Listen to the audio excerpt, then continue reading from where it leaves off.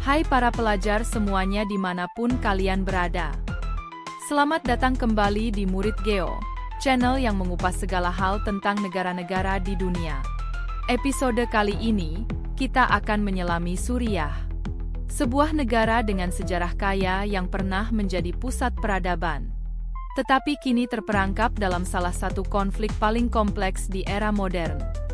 Terletak di jantung Timur Tengah, Suriah dikenal dengan situs arkeologi yang megah, budaya yang beragam, dan sumber daya alam yang strategis.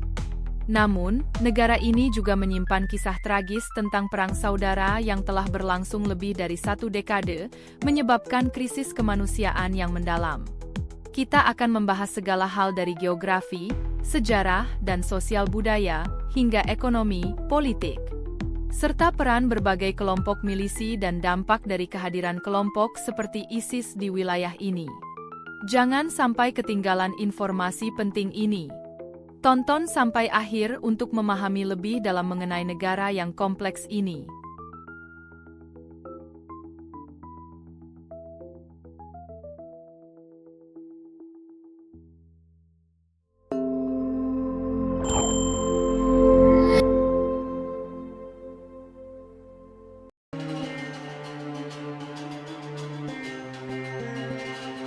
Suriah, negara yang membentang di jantung Timur Tengah, memiliki luas sekitar 185.180 km persegi. Dengan populasi yang terus berkurang akibat konflik, saat ini diperkirakan sekitar 24,3 juta jiwa. Suriah berbatasan langsung dengan Turki di utara, Irak di timur, Yordania di selatan, Israel, dan Lebanon di barat daya, serta Laut Mediterania di barat. Ibu kota negara ini, Damaskus, merupakan salah satu kota tertua yang terus dihuni di dunia, dan memiliki sejarah panjang sebagai pusat perdagangan dan kebudayaan. Iklim Suriah umumnya kering, dengan gurun pasir yang luas di wilayah timur, dan pegunungan di barat yang memberikan pemandangan menakjubkan di sepanjang pesisir Laut Mediterania. Bahasa resmi negara ini adalah bahasa Arab, dan mata uangnya adalah Pound Suriah, SYP. Dalam hal kepercayaan, mayoritas penduduknya adalah Muslim Sunni.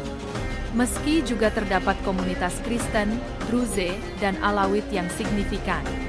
Di Suriah ada situs Masjid Agung Damaskus merupakan peninggalan Bani Umayyah di Damaskus, yang menjadi salah satu simbol masa kejayaan peradaban umat Islam.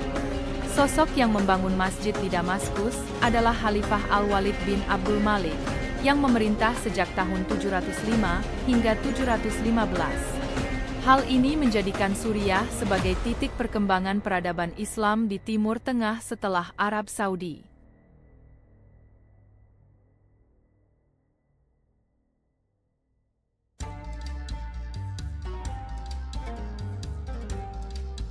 Suriah memiliki sejarah yang sangat panjang, menjadikannya salah satu titik peradaban dunia.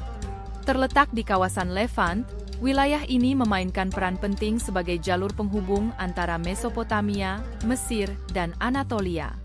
Dengan posisi geografis yang strategis ini, Suriah menjadi tanah pertemuan budaya, bahasa, agama, dan perdagangan yang memungkinkan perkembangan budaya dan ilmu pengetahuan selama ribuan tahun.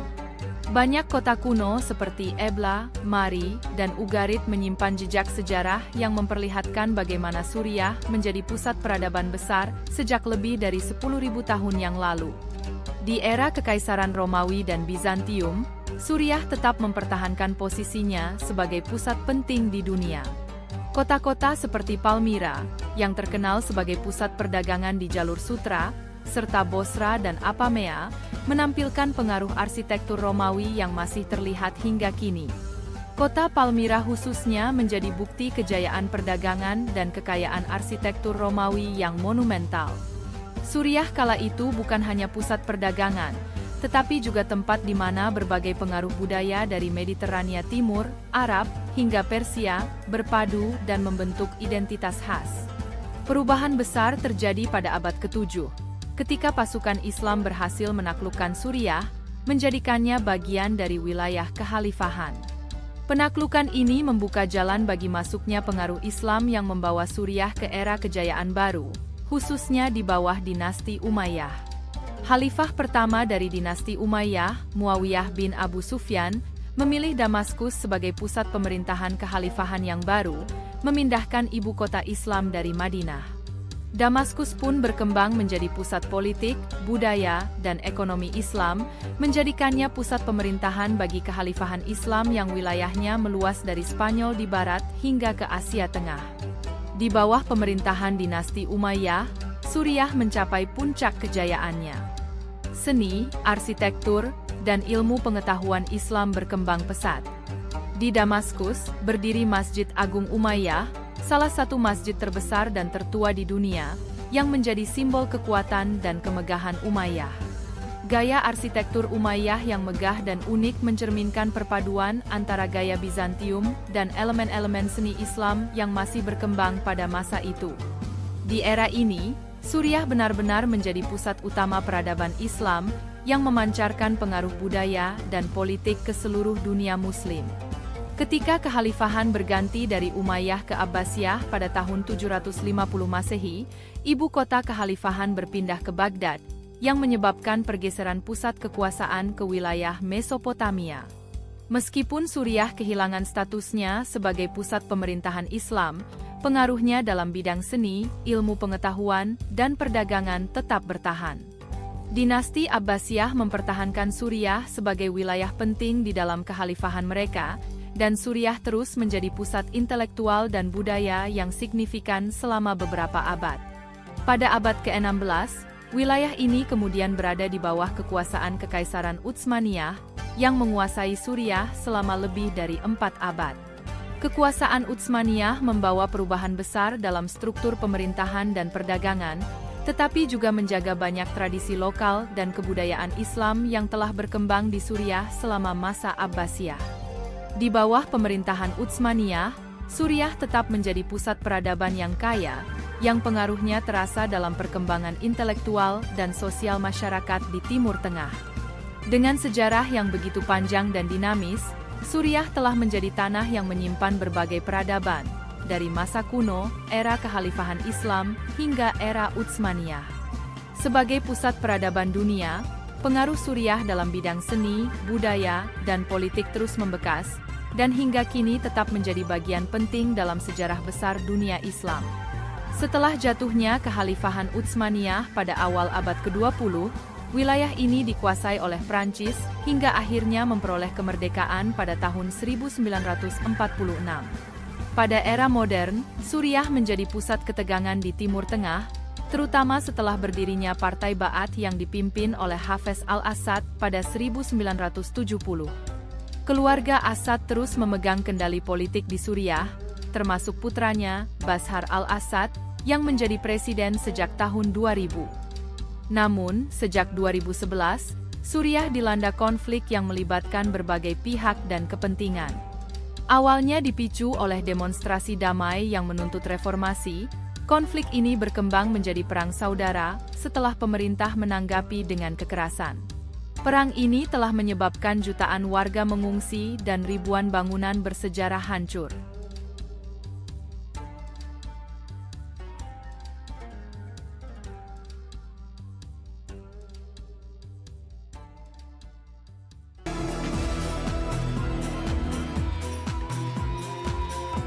Budaya Suriah kaya akan pengaruh dari berbagai peradaban yang pernah menguasai wilayah ini. Musik, tari, dan seni rupa adalah bagian integral dari kehidupan masyarakat Suriah. Salah satu elemen budaya yang terkenal adalah dabka, tarian rakyat yang dinamis dan penuh semangat yang sering ditampilkan dalam perayaan pernikahan atau acara sosial lainnya. Suriah juga terkenal dengan masakan tradisionalnya seperti kibbeh, falafel, dan hummus. Suriah menjadi rumah bagi banyak situs bersejarah, seperti reruntuhan kota kuno Palmyra, dan Masjid Agung Umayyah di Damaskus, yang menjadi bukti kejayaan peradaban Islam di masa lalu. Selain itu di Suriah juga ada kelompok agama Alawi, jika kita pernah singgung agama Druze sebelumnya. Alawi adalah kelompok etnoreligius Arab yang hidup terutama di Levant dan mengikuti Alawisme, sebuah sekte keagamaan yang pecah dari Islam Syiah awal sebagai cabang gulat selama abad ke-9. Meski pada akhirnya sekte ini dianut juga oleh Presiden Bashar al-Assad, namun sebagian kelompok ini merasa dirugikan dan melakukan perlawanan terhadap pemerintah. Hal ini membuat kompleksitas kerumitan terjadi di Suriah ditambah dengan berbagai macam milisi dari Syiah, Sunni maupun kelompok sekuler. Meski dilanda perang, semangat masyarakat Suriah tetap hidup dan budaya tradisional mereka tetap dilestarikan sebagai warisan yang berharga.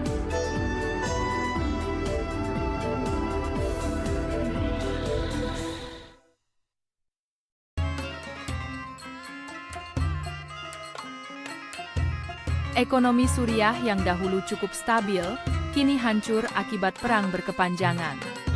Sebelum konflik, Suriah memiliki sumber daya minyak dan gas yang cukup menjanjikan, serta sektor pertanian yang mendukung ekonomi nasional. Namun, perang telah menghancurkan infrastruktur ekonomi, membuat sebagian besar populasi hidup dalam kemiskinan ekstrim, dengan angka pengangguran yang terus meningkat. Hancurnya perekonomian membuat mata uang Suriah terdepresiasi dengan tajam, sehingga daya beli masyarakat menurun drastis.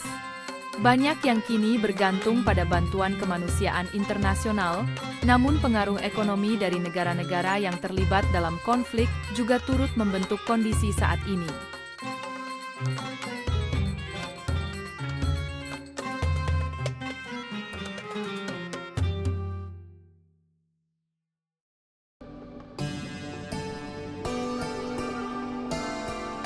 Secara politik, Suriah adalah republik presidensial yang dikendalikan dengan sangat sentralistik oleh keluarga Assad.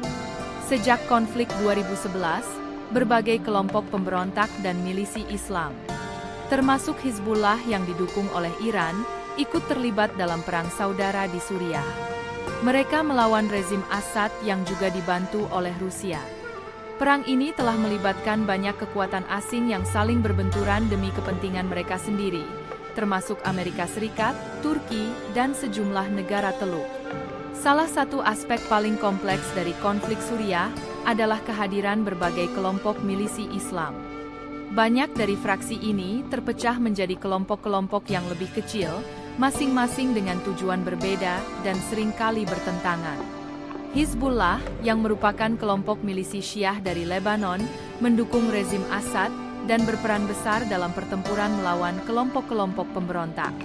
Sementara itu, ISIS muncul di Suriah pada tahun 2014 dan berhasil menguasai sebagian besar wilayah negara ini serta Irak, mendeklarasikan kekhalifahan mereka. ISIS menggunakan Suriah sebagai basis untuk ekspansi, dan meskipun telah kalah secara militer pada 2019, dampaknya masih terasa hingga sekarang. Kehadiran ISIS menyebabkan ketakutan global, dan banyak negara, termasuk Rusia dan Amerika Serikat, akhirnya terlibat langsung dalam konflik untuk memerangi ISIS.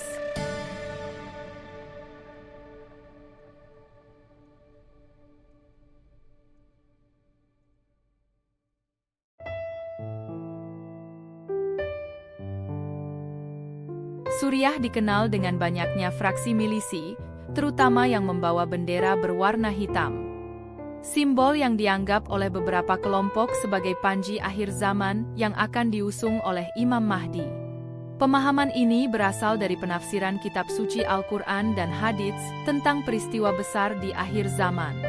Milisi-milisi ini, yang terdiri dari berbagai kelompok Islam Sunni dan Syiah, memiliki tujuan ideologis masing-masing. Tetapi sebagian besar memiliki satu kesamaan, keinginan untuk menerapkan interpretasi mereka tentang Islam di tengah krisis yang terjadi di Suriah. Banyak milisi yang percaya bahwa mereka berjuang di medan jihad akhir zaman, dan menganggap Suriah sebagai medan tempur eskatologis di mana kekuatan-kekuatan yang berkonflik akan menentukan masa depan dunia. Mereka melihat penggunaan bendera hitam sebagai lambang perjuangan dalam menghadapi pasukan kafir, yang diasosiasikan dengan pengaruh eksternal atau kekuatan yang dianggap melawan nilai-nilai Islam. Bendera hitam ini merujuk pada panji-panji yang konon akan dikibarkan oleh pasukan Imam Mahdi, pemimpin yang menurut kepercayaan eskatologis Islam akan muncul untuk menegakkan keadilan di dunia. Namun, keyakinan eskatologis ini seringkali memperkeruh situasi, karena masing-masing fraksi memiliki interpretasi sendiri terhadap hadits dan peristiwa akhir zaman. Berbagai kelompok berjuang dengan tujuan yang beragam, dan konflik antara fraksi semakin memperparah kekacauan di Suriah, mengubah harapan menjadi semacam utopia yang sulit terwujud. Di satu sisi, mereka ingin menciptakan masyarakat yang mereka yakini akan membawa kebangkitan umat Islam, tetapi di sisi lain, perselisihan terus-menerus mengakibatkan perang tak berkesudahan. Keberadaan berbagai milisi ini tidak hanya menyulitkan proses perdamaian di Suriah, tetapi juga membuat masyarakat sipil terjebak dalam krisis kemanusiaan. Pertanyaannya bagi para pelajar, apakah perjuangan mereka dapat membawa perubahan positif, atau justru menjadikan Suriah sebagai medan perang yang tak kunjung berakhir? Bagaimana kalian melihat harapan di tengah konflik yang dilandasi ideologi dan tafsir agama ini? Apakah persatuan umat Islam masih mungkin terjadi, ataukah perpecahan ini akan terus berlangsung hingga masa depan yang belum pasti?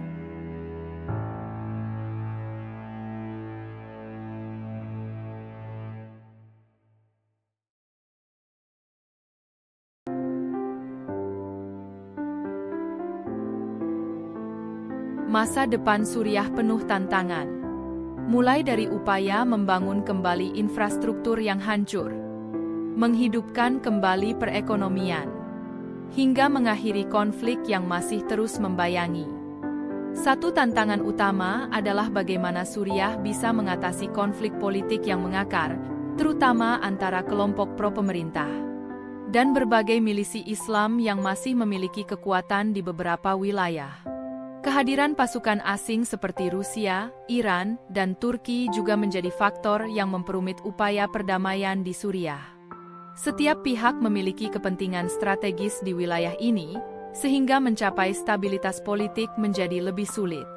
Meskipun demikian, upaya internasional melalui PBB dan berbagai lembaga kemanusiaan terus berlanjut untuk membantu Suriah mencapai perdamaian yang abadi.